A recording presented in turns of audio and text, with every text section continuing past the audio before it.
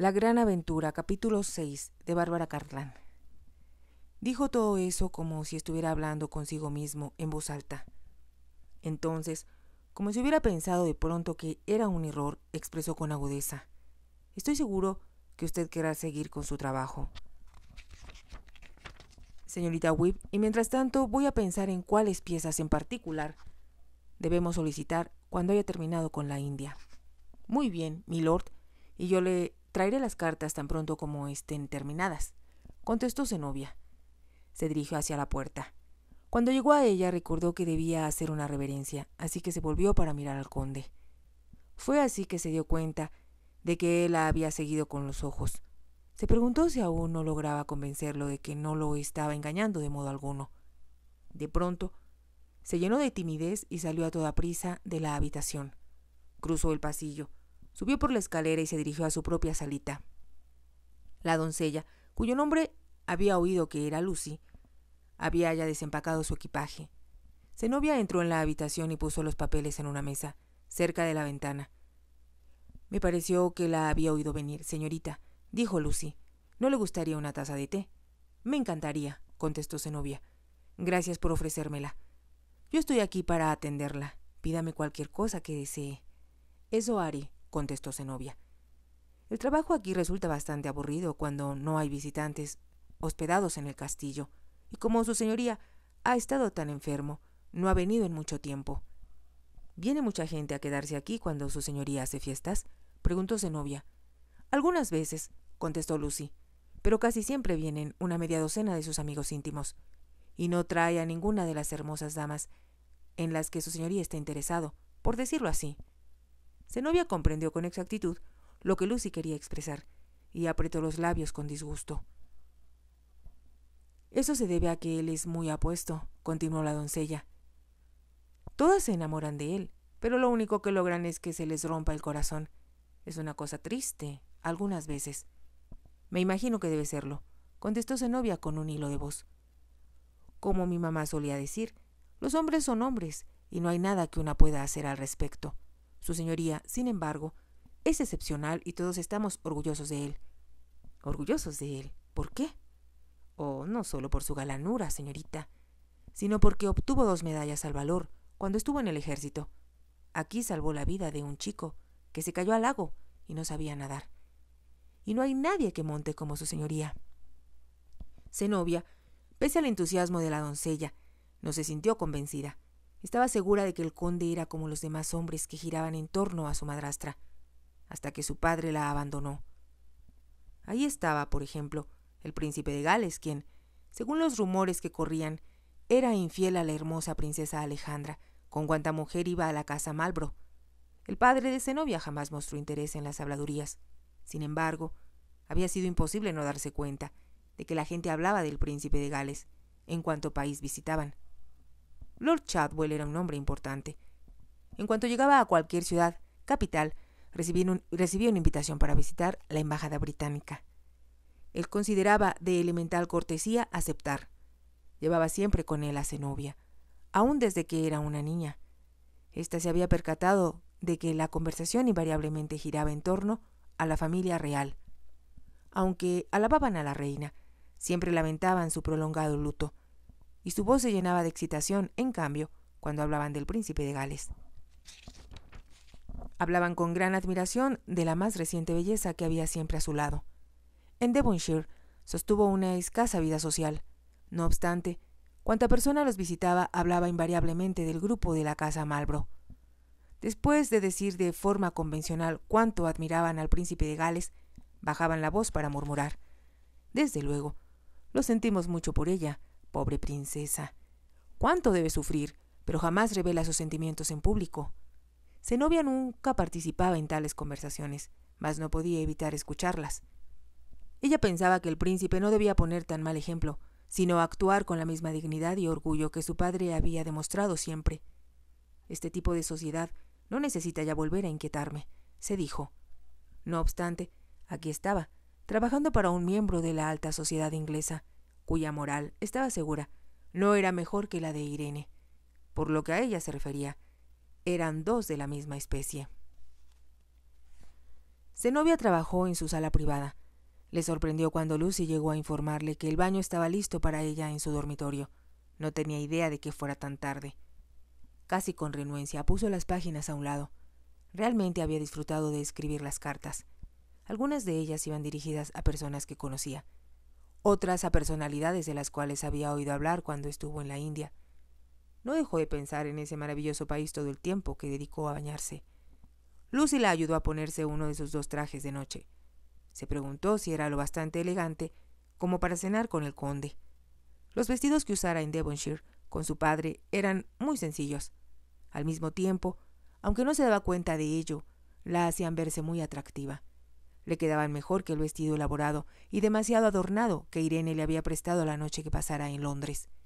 Se miró ante el espejo, preguntándose si el conde se sentiría avergonzado de ella, en caso de que estuvieran presentes otras personas.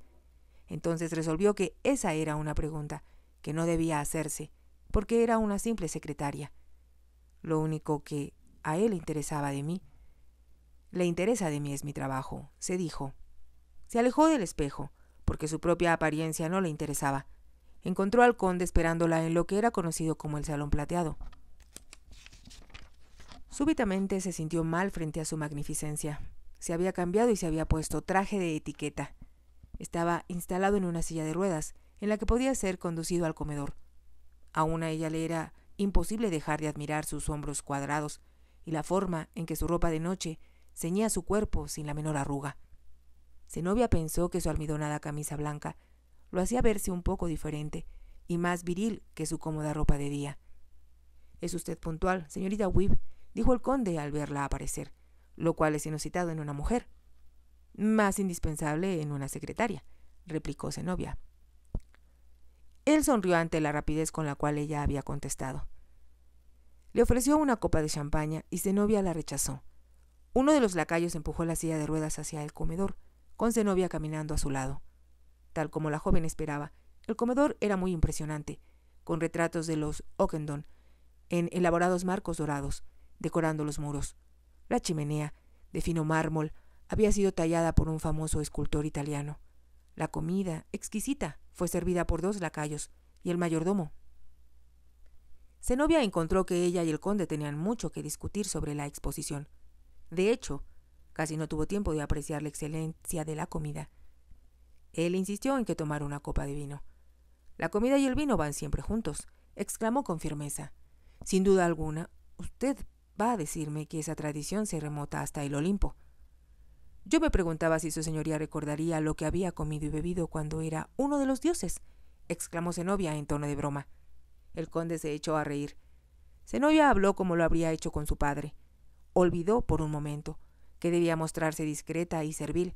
El conde volvió súbitamente al tema de la exposición.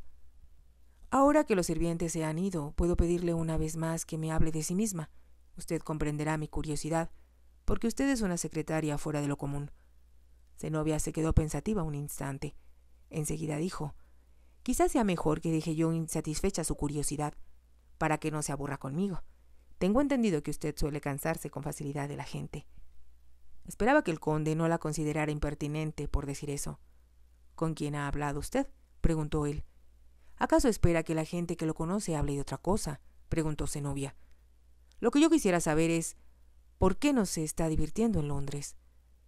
Como debía hacerlo, seguida por un cortejo de jóvenes admiradores. Habló entre broma y veras. «Para mí es una forma de vida que menosprecio», contestó Zenobia. «Nada en el mundo me haría aceptarla». «Está insinuando», protestó el conde, «lo que podría estar haciendo y lo que, si es sincera, le corresponde por derecho propio». El conde era demasiado perceptivo, pensó Zenobia. Lo que había dicho le hizo recordar que eso era exactamente lo que Irene había intentado para deshacerse cuanto antes de ella.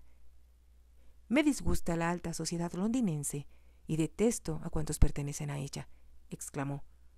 «Considero aquello que su señoría ha descrito como casi obligatorio para la mayoría de las jóvenes, una intolerable imposición, gracias a la cual pierden no solo su libertad, sino también su autoestima».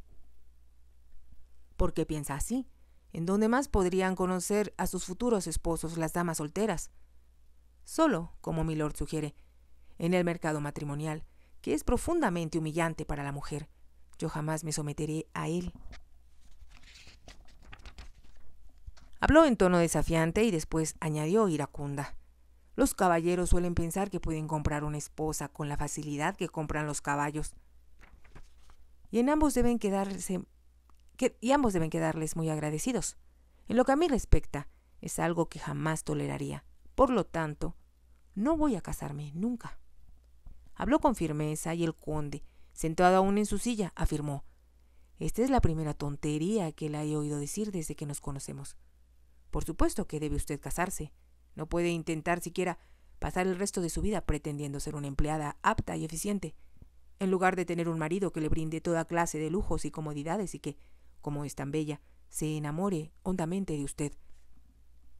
Eso es un tanto cuestionable. Cuando una mujer se casa, lo más probable es que su marido se dedique a perseguir a otra mujer, cuyo rostro le parezca más atractivo que el suyo. Habló con tal menosprecio que el conde se echó a reír.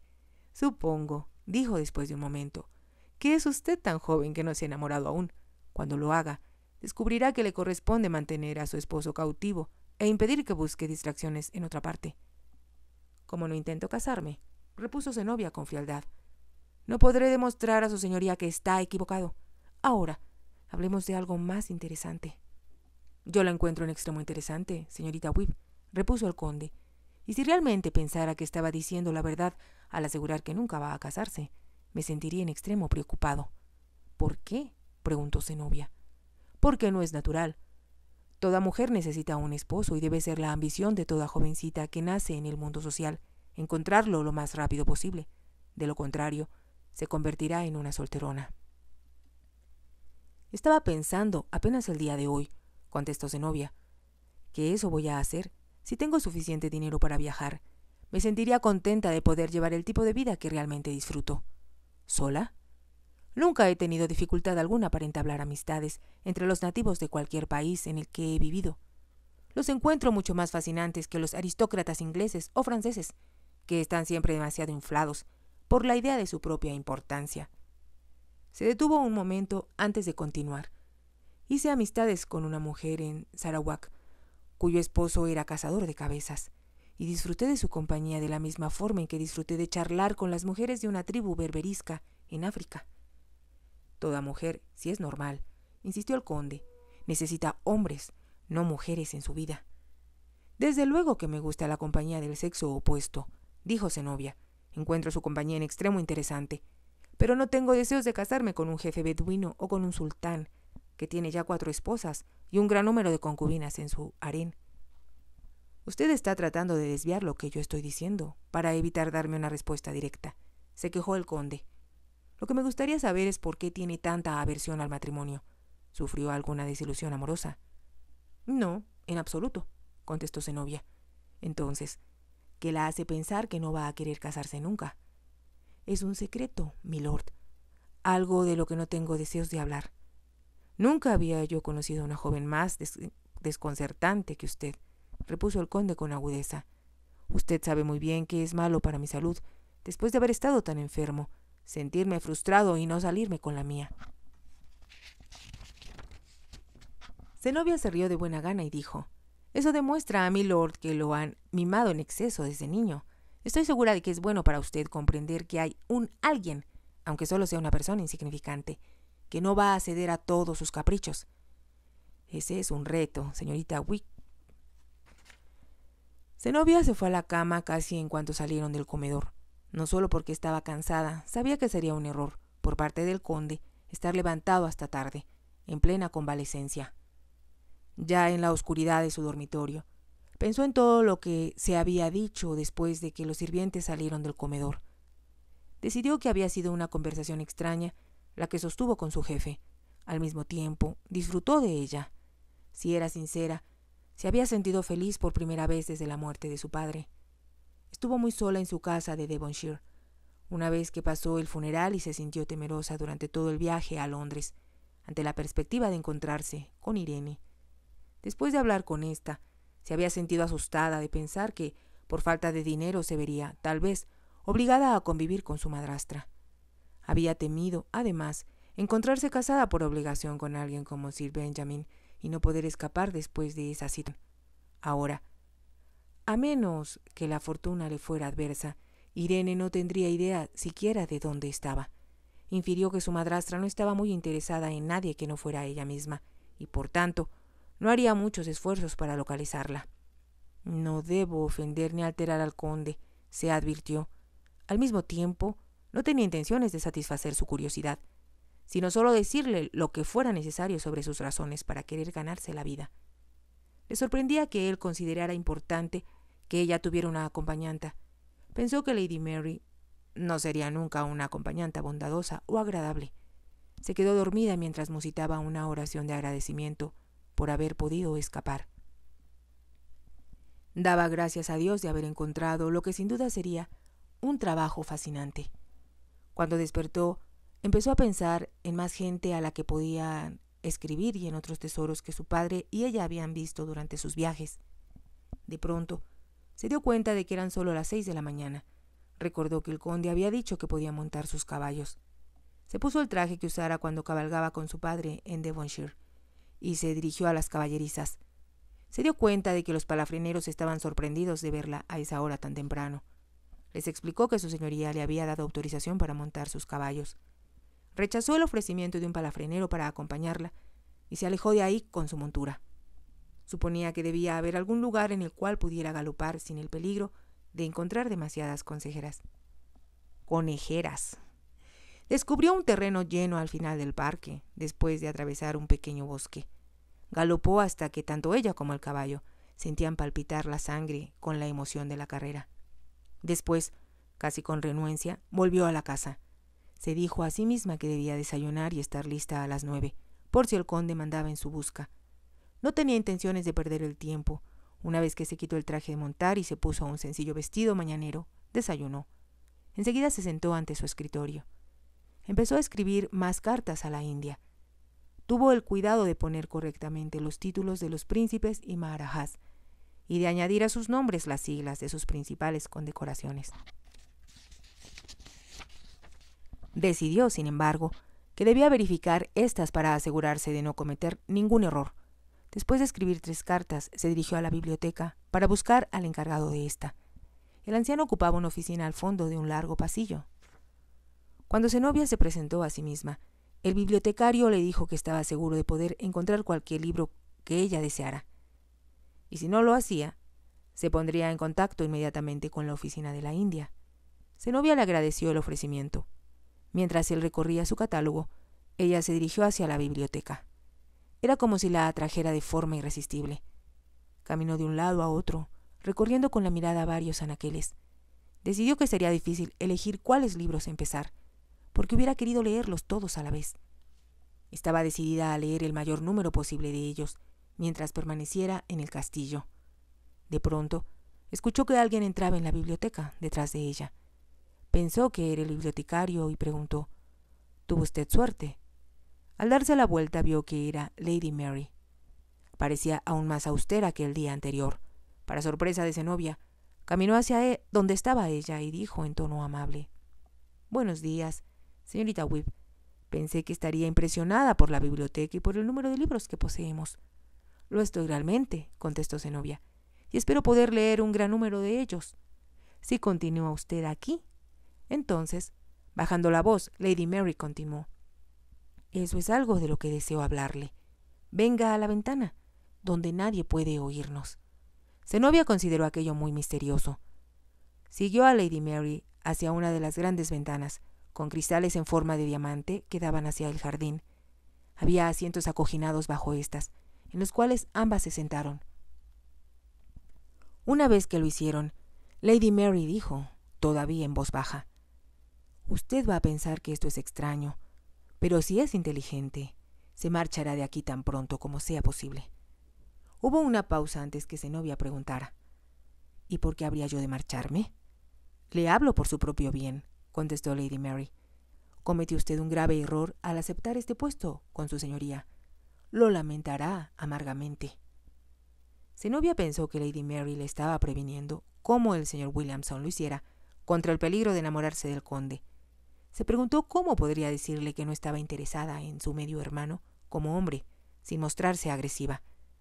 «Lo que usted ignora», estaba diciendo Lady Mary, y sospecho que nadie más se lo dirá, es que el conde es un asesino.